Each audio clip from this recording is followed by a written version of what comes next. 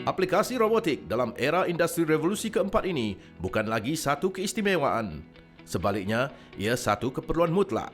Di kalangan generasi muda, salah satu usaha yang mampu melestarikan kemahiran dalam bidang ini adalah menerusi pengenalan dan penggunaan robot pendidikan.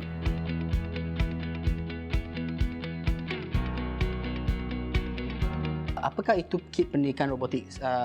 Orang ramai lebih kenali Lego Robotics, Biolog ataupun Rero Robotics. Okey. So, ia adalah kit pendidikan robotik untuk pelajar mempelajari ilmu-ilmu robotik yang berteraskan industri revolusi 4.0. Okey. So, di syarikat kami mengeluarkan kit robotik pendidikan yang berasaskan perkakasan dan also perisian secara terbuka atau lebih dikenali sebagai open hardware, open software concept. Perkakasan terbuka ataupun open hardware adalah satu platform di mana orang ramai boleh menggunakan desain-desain yang diuploadkan ke online dan dimuat turunkan dan diubah suai sebagai desain mereka sendiri. So, itu di mana mereka boleh menggunakan atau mengubah suai mengikut cita rasa mereka sendiri. Itu adalah yang dikenali sebagai open hardware. Perisian terbuka ataupun open software adalah platform di mana orang ramai memuat naik pengatur cara mereka secara online, dan orang ramai juga yang ingin menggunakan pengatur caraan tersebut boleh memuat turun atur cara tersebut untuk kegunaan sendiri, di mana mereka boleh mengubah suai atur cara tersebut mengikut kesesuaian projek-projek mereka.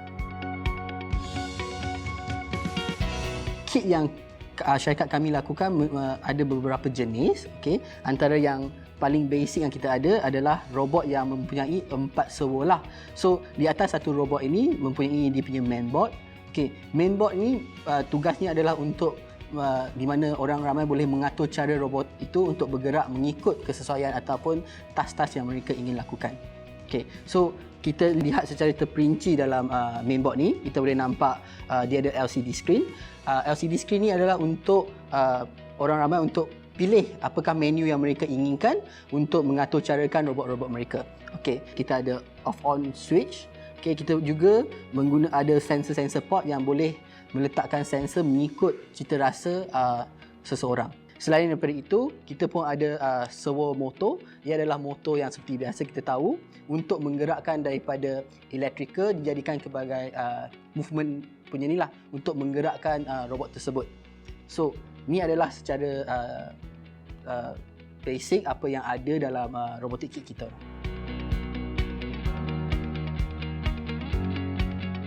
Kalau kita lihat di dalam board ini memang akan ada microchip adalah untuk mengatur cara. So, microchip yang kita gunakan ini adalah daripada ATmega32. Kita ada banyak-banyak jenis microchip. Ada yang boleh menggunakan untuk aplikasi yang berbeza. So, aplikasi yang kita orang pilih untuk microchip ini adalah untuk memudahkan pelajar-pelajar untuk mengatur cara robot mereka dengan lebih mudah lah. Fikir microchip ini sebagai minda sesuatu robot lah, tanpa minda yang ataupun otak, atau lebih kepada otak lah, saya rasa lebih sesuai. Tanpa otak kita tak boleh bergerakkan masa kita semua kan. So, microchip ni bertindak sebagai otak kepada mainboard ni.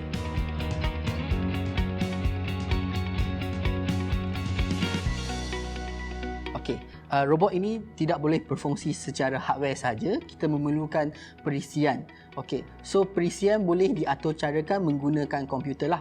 So, kita ada perisian terbuka seperti Raspberry Pi, Arduino dan sebagainya. Tapi kami memilih Arduino kerana dia lebih mesra secara perisian terbuka. So, kita boleh guna komputer untuk coding. Kod-kod yang kita akan gunakan adalah untuk menggerakkan robot motor, dia punya sensor dan sebagainya, dan dia boleh diuploadkan menerusi secara kabel ataupun kita boleh menggunakan teknologi Wi-Fi dan Bluetooth untuk menggerakkan robot-robot ini.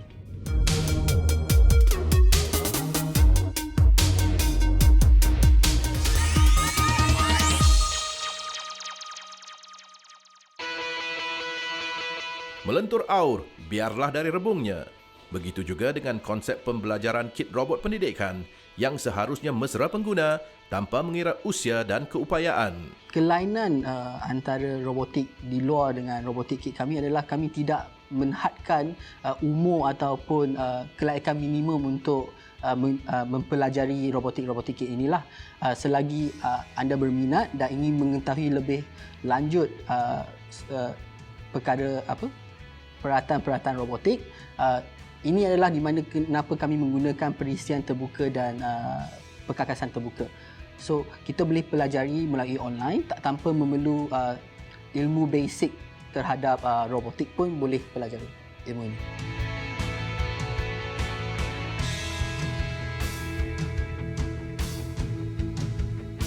So, biasanya memerlukan at least dalam 1 jam sampai 3 jam untuk memahami basic coding.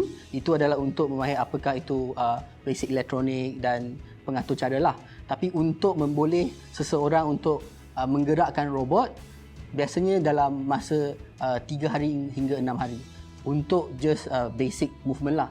Tapi lebih kepada advance, saya rasa mungkin memerlukan experience yang bertahun untuk dapat mengeluarkan sesuatu inovasi yang lebih membanggakan negara ini.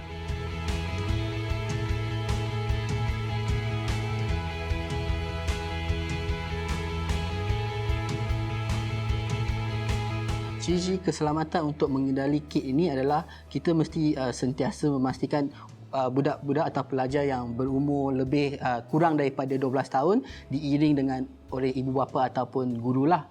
12 tahun ke atas boleh mengendali dengan sendiri kerana part-part yang disediakan dalam kit ini ada benda-benda yang amat kecil dan memerlukan pemantauan daripada guru dan ibu bapa.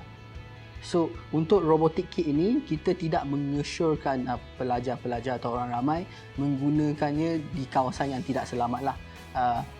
Pastikan mereka ada di tempat yang tidak ada air ataupun benda-benda liquid di sekitar kerana ini menggunakan litar sikit di mana dia akan merosakkan kit tersebutlah.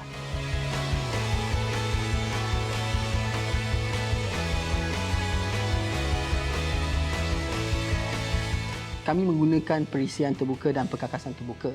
So, kebanyakan isu yang akan berlaku adalah di mana kita menguploadkan secara tersilap menggunakan pin yang tidak boleh diaturcarakan dan kita mengaturcarakan pin tersebut. Ia akan merosakkan litar tersebut.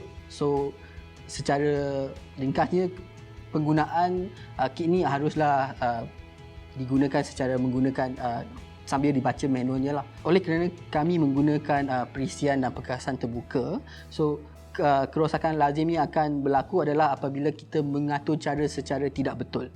Dia akan merosakkan pin-pin yang disediakan kerana ada pin yang tidak patut diaturcarakan dan kita telah mengaturcarakan dengan silap. Dan kesilapan yang selalu dibuat adalah penggunaan bateri yang tidak bersesuaian dengan robotik kit ini. Okey. Pasal kita menggunakan litar sirkuit, so akibatnya kita mungkin akan menyebabkan kerosakan sirkuit ataupun lebih teruk adalah letupan kecil daripada bateri tersebut. Di samping itu, litar pintas juga akan berlaku jika kita ada air ataupun bahan-bahan liquid di sekitar masa kita mempelajari robotik kit ini. So kita haruslah berwaspada terhadap environment yang kita tengah buat masa melakukan robotik kit ini.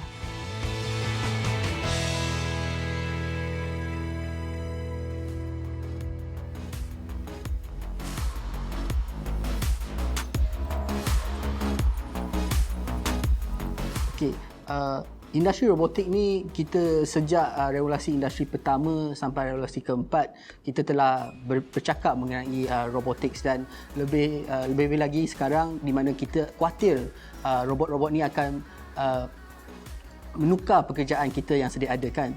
So cabaran yang kita perlu hadapi adalah teknologi akan datang, kita nak atau tak nak teknologi akan berada di situ. Bagaimana kita harus embrace teknologi adalah benda yang paling penting.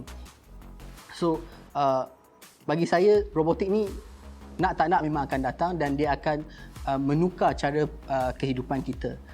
Bagaimana dia akan digunakan untuk baik atau buruk adalah di tangan masa depan, anak-anak masa depan, dan kita sebagai pembangun negara adalah ingin membagi platform untuk semua orang mempelajari ilmu ini agar mereka tahu kebaikan dan keburukan robotik ini boleh diguna secara baik dan secara buruk. Dan kita ingin memupuk pelajar-pelajar atau orang ramai bagaimana robotik ini boleh membantu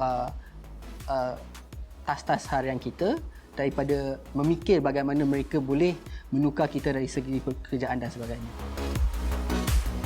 Walau sejauh mana sekalipun robot bakal mengambil alih tugas harian kita, keupayaan itu sebenarnya bergantung penuh kepada kredibiliti pencipta robot itu sendiri.